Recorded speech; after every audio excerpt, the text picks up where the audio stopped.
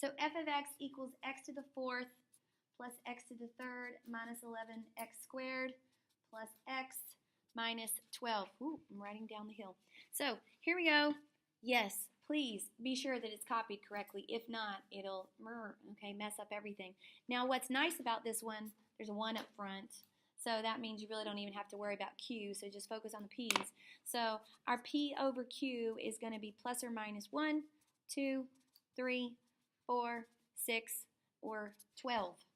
Now from there, you could go straight to your graph. You could take a look at it and take a visual cue as to what you should start with. I don't know. I'm not even going to take the time to do that. I'm just going to go straight for 1. Let's see if positive 1 works. If we try positive 1, I'm going to do that with synthetic division.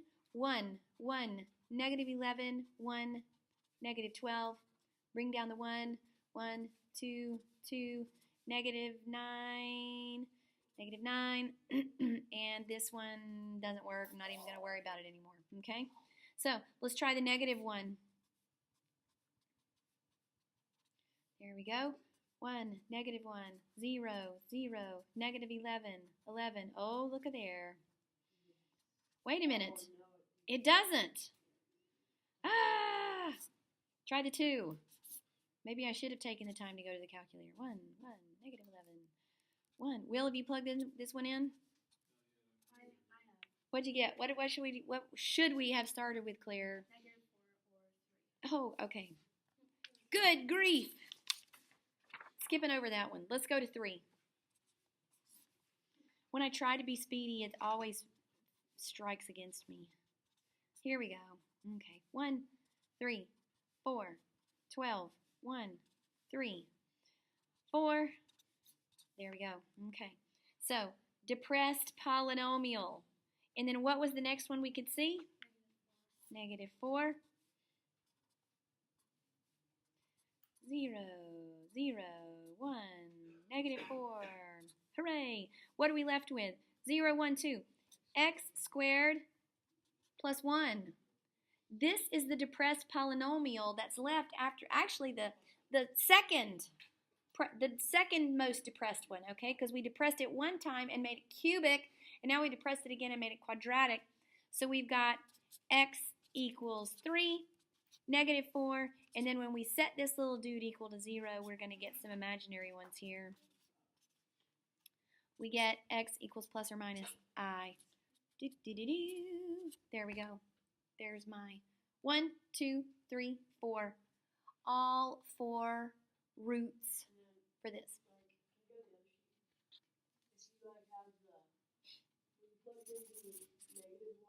Yep. The remainder you get, isn't that what you would get if you plugged -1 into? Yes, exactly. If you went to the function, Chad, and tried to evaluate it for, not tried, but you did evaluate it for -1, yes, you would get that remainder. That's the quickest way to evaluate a function, is using the remainder theorem. Exactly. Okay? So, if you put the other paper on, when you get the x squared plus 1 equals 0, you don't have to put it into quadratic equation. No. And if you did, that's what it would be. And basically, your b squared minus 4ac is only going to be equal to minus 4ac. That's all it's going to be. So, and then, yeah, using the quadratic formula there, it would be counterproductive because it would take more time. If you see it like that, then go for it and solve it. Okay? What else? 5 more minutes.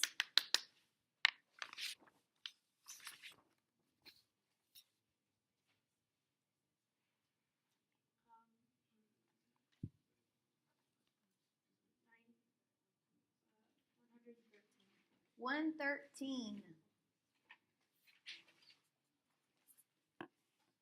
113 is f of x equals 8 over x squared minus 10x plus 24. And we are finding the domain. That's it. And remember, the domain of a rational function is completely tied together with where its vertical asymptotes are. So our numerator here is just a constant of 8. So nothing to do, nothing's going to cancel here.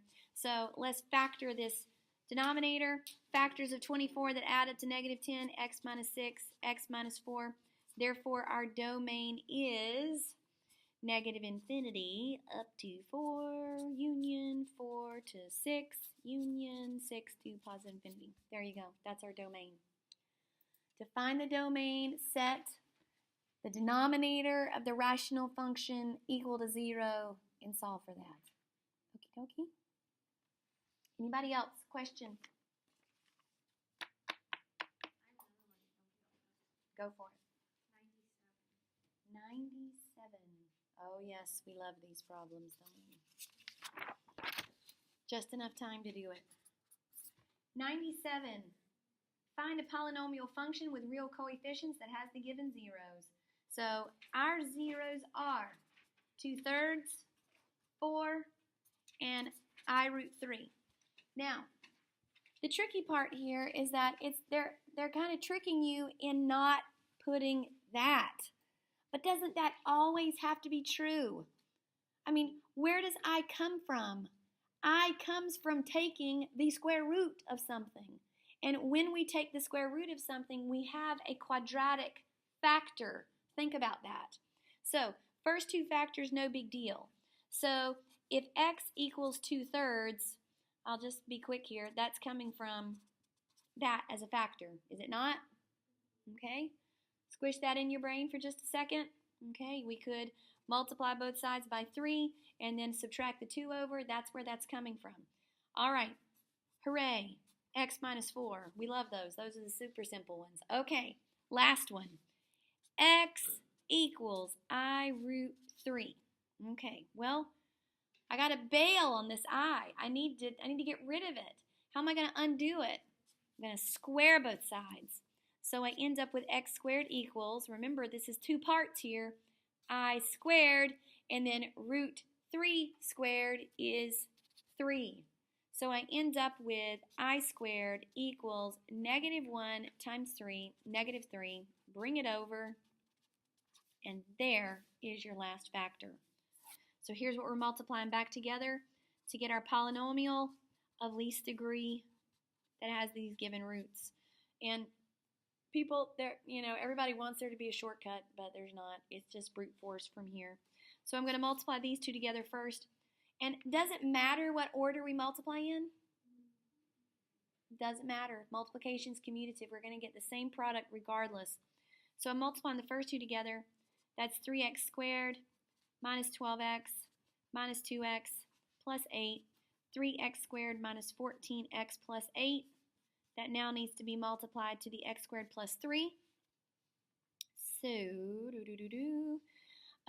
3x to the 4th minus 14x to the 3rd plus 8x squared.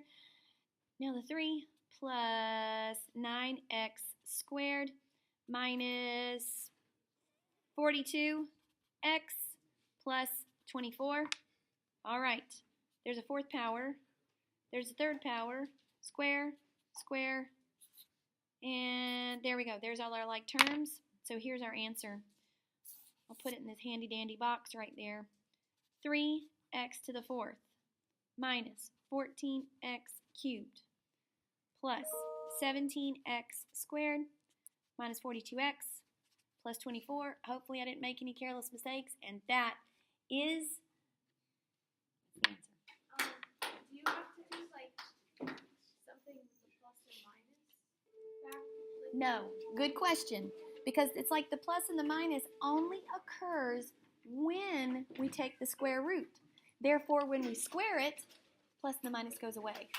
Because think about it. Bye, guys. You go from having 4 factors to having 3. Exactly. But really, how many roots does this factor represent? 2. All right. You're awesome, scholars. So I'll see you during lunch. You will see me during lunch, and hopefully I'm going to be able to post these videos. I hope. I'm going to try.